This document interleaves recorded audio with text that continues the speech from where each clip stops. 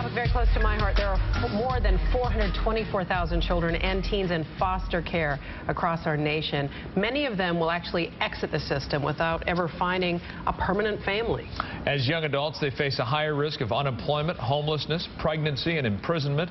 In honor of Black History Month, the U.S. Representative Karen Bass is here with details about the new Foster Youth Caucus. Welcome. Thank you. And welcome back with all your traveling back and forth to Washington that we were talking about. Thank you. It's good to be here. Great weather. Yes, it is. You miss it, I'm sure. I know you want to reform the foster care system. Tell us what's wrong with it right now.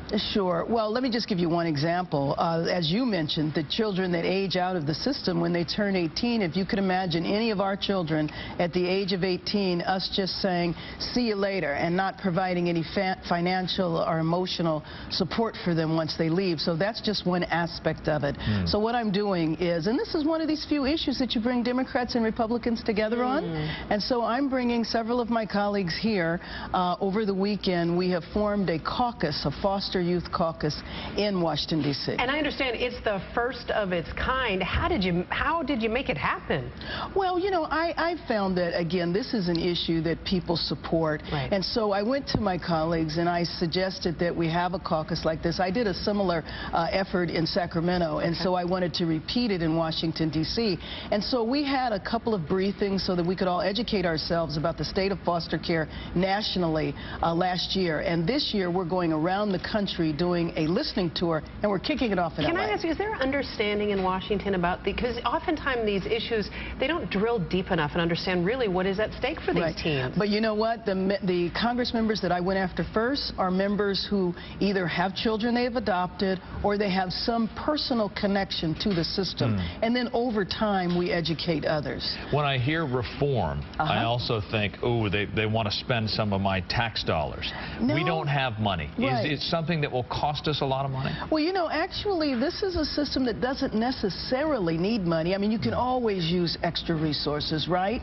But there are things that we can do in the meantime. And so we're going to visit a couple of organizations in Los Angeles, Shields for Family in Compton, which has an incredible record that they're nationally recognized for, which is reducing the number of children that enter the system. So if you're talking about saving your taxpayer dollars, you don't have the kids come in the system to begin with. You take care of the family crisis, which would lead to the child being removed from home, and that takes care of everything, saves a lot of money. So you're talking about listening tours, you're talking about community town halls, and in fact there's one this weekend, and we're going to give you that information in a minute.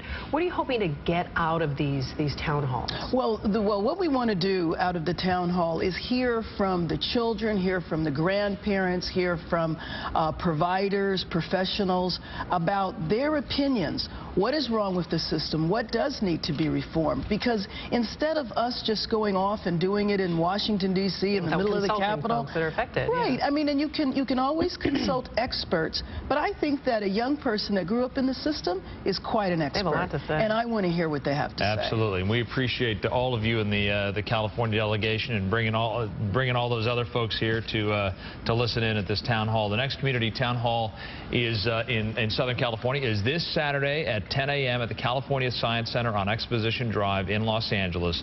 For more information, go to KTLA.com. Congresswoman, thanks so much for your time. Thanks for coming to visit us.